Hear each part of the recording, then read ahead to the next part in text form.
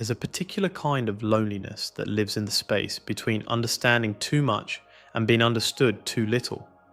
It arrives on quiet nights when you're surrounded by people, at a dinner table, in a crowded room, scrolling through your phone, and you feel like you're watching the world through thick glass. The conversation moves around you like water around a stone. Everyone is laughing, and you're somewhere else entirely, somewhere inside, somewhere that feels impossibly far away. You felt this before, maybe for years. It's not the loneliness of being excluded. It's something more precise, more insidious. It's the loneliness of being present but unseen. Your mind works quickly, makes connections others don't immediately grasp, sees patterns in things that shouldn't have patterns. You think deeply about problems, about meaning, about the texture of existence itself. And somewhere along the way, you began to realize that this gift, this ability to perceive and process and understand, had carved a gap between you and nearly everyone else. The cruel paradox sits here, heavy and patient. The very intelligence that could connect you to the world often becomes the wall between you and it. You're not lonely because you're unloved. You're lonely because you're incompletely known. You're lonely because there are rooms inside your mind where no one else has ever been invited to visit. This is not a script about sadness. This is a script about understanding why intelligence can feel like a kind of isolation, and more importantly, about what that really means and how to live with it. The roots of this loneliness often grow from the soil of childhood, but not in the way you might expect. You weren't necessarily lonely as a child. In fact, you might have been the kid who was recognized early. You finished puzzles faster. You asked questions that made adults pause. You read books before your peers did. You noticed things, the inconsistencies in what people said versus what they did, the layers beneath surface conversation, the way the world didn't quite make sense but seemed like it should. And here's where something crucial happens, something almost nobody talks about. Being identified as smart becomes a form of emotional conditioning.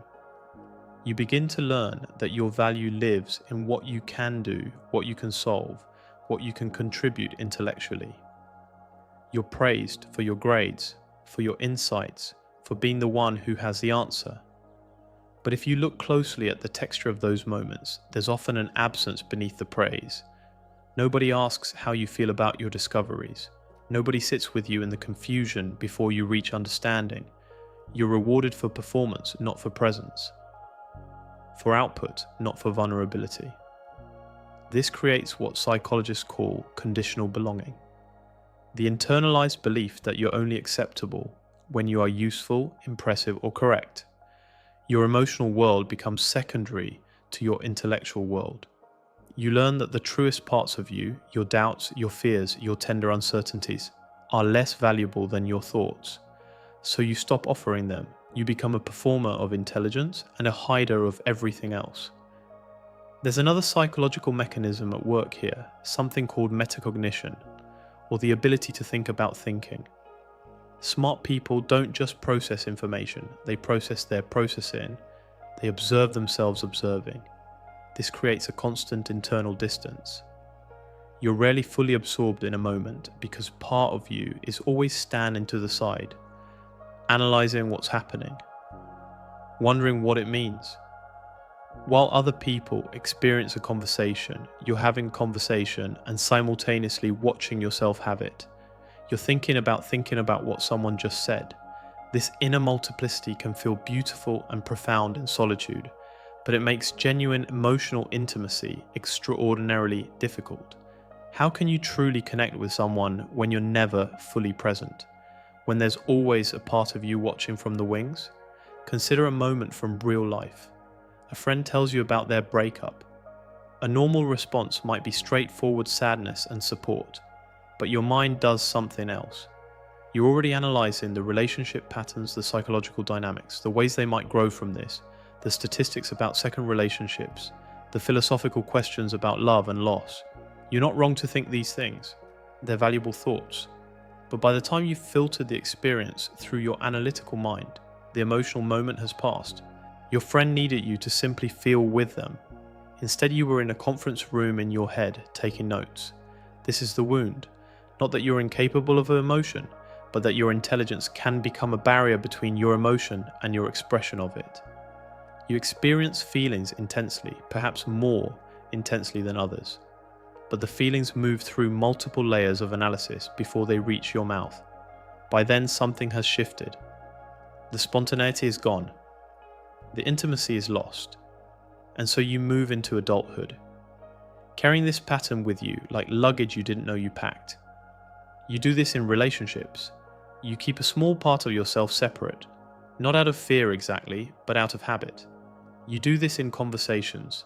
You hold back your true thoughts because you've learned they rarely land the way you intend.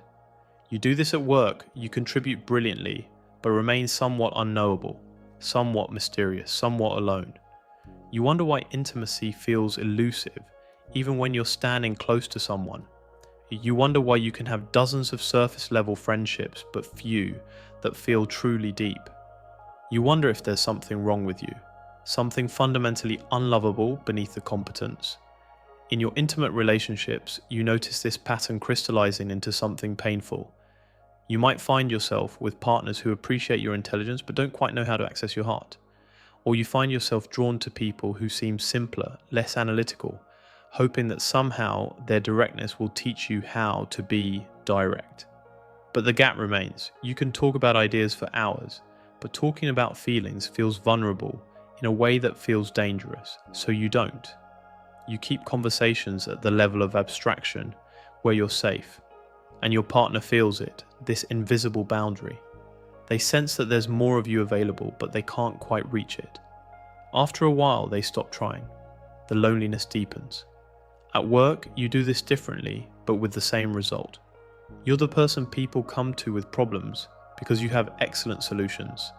You're valued, but you're valued as a tool more than as a person.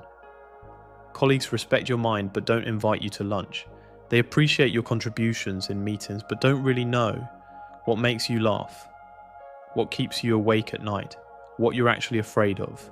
You might have colleagues for years and never have a conversation that touches anything real. You do this. You become indispensable and invisible at the same time. And then there's the cruelest domain, your inner dialogue. You do this inside your own mind constantly. You analyze your own emotions rather than feeling them fully. Someone disappoints you, and instead of moving through the disappointment, you're immediately asking why they did it, what patterns led to this, what this means about human nature. You feel lonely, and you're simultaneously observing yourself feeling lonely, thinking about the nature of loneliness, wondering if what you're experiencing is legitimate loneliness or just a manifestation of your personality structure. You can't just be sad, you have to understand your sadness. And in that space between feeling and understanding, something gets lost, something essential. Your self-worth becomes dangerously tied to your competence. You begin to measure your value by what you can figure out, what you can achieve, what you can explain. But there are parts of life that can't be figured out. There are feelings that can't be analyzed into submission. There are moments that require you to simply exist, to simply be held, to simply accept that you don't understand. And these moments terrify you because your entire sense of self has been built on your ability to understand. So you retreat into solitude. Not because you dislike people, but because solitude doesn't require performance. In solitude, you don't have to translate yourself into a more digestible form. You can think your complex thoughts. You can feel your complex feelings. You can exist in all your multiplicity without trying to compress yourself into something smaller. Alone, you feel more like yourself, better. But this very fact, the fact that you feel most like yourself when you're alone, becomes evidence of your fundamental aloneness. You do this. You choose solitude, and then interpret it as proof that you're meant to be lonely. But what if the narrative you've been telling yourself is incomplete? What if the loneliness isn't a flaw in who you are, but rather a sign of something you haven't yet learned? The reframe begins with this recognition. Your intelligence isn't the problem. The conditioning that taught you to use your intelligence as a shield, that's the problem. There's a difference between being alone and being lonely. Being alone can be a choice, a practice, a form of self-care. Being lonely is the experience of disconnection. And this is what happens when you've trained yourself to be inaccessible, even to the people who love you. The healing begins when you realize that your vulnerability isn't a weakness in your intelligence. It's a different kind of intelligence altogether. Start here. Give yourself permission to feel without immediately understanding. When something hurts, let it hurt for a moment before you analyze it.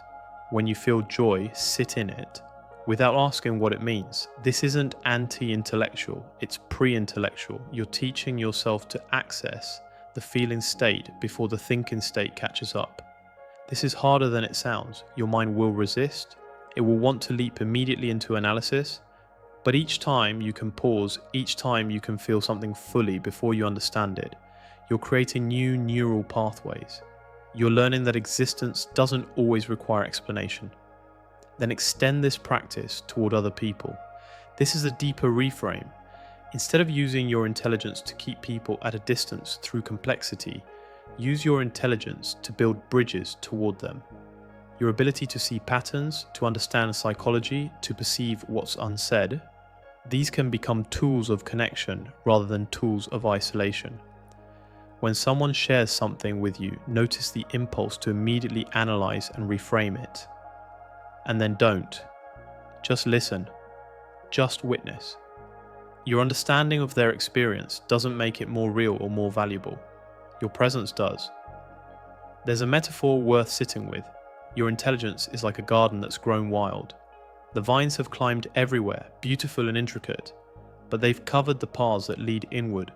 The work isn't to cut down the garden, it's to clear the paths. It's to create spaces where the outside world can actually reach the center of you. This happens slowly. You'll still think deeply. You'll still analyze and perceive and understand. But you'll do it while remaining emotionally present, rather than doing it to excuse yourself from emotional presence. The final truth is this: you're not lonely because you're too smart. You're lonely because you've been using your intelligence to protect yourself from the very thing you most deeply want, which is to be known, to be seen, to have someone look at your full, complicated, layered, beautiful self and say, I understand, I'm here. You don't have to perform, you don't have to explain, you don't have to be impressive, you just have to be. This recognition that your loneliness has been a choice, even if an unconscious one, means that the antidote is also within reach. It lives in small moments. It lives in the vulnerability of saying, I don't know, instead of finding an answer. It lives in the risk of telling someone what you're actually feeling instead of what you've calculated will be acceptable. It lives in choosing connection over correctness again and again, until being truly known starts to feel less like a violation of yourself and more like a coming home. The loneliness you've carried for so long isn't a sign that you're meant to be alone. It's a sign that you've been waiting to be truly met. And the beautiful thing is this: there are people in the world who will meet you, who will understand not despite your intelligence, but because of it. Because they recognize in you something of themselves. Because they're tired of performing too. Because they're ready to put down the armor and simply be. You don't have to earn your way into connection. You don't have to be interesting or impressive or correct. You just have to show up, fully, honestly, vulnerably. That is enough. That has always been enough. And when you finally believe it, the loneliness doesn't disappear. Instead, it transforms. It becomes solitude. And solitude, when it's a choice rather than a sentence, becomes a kind of peace.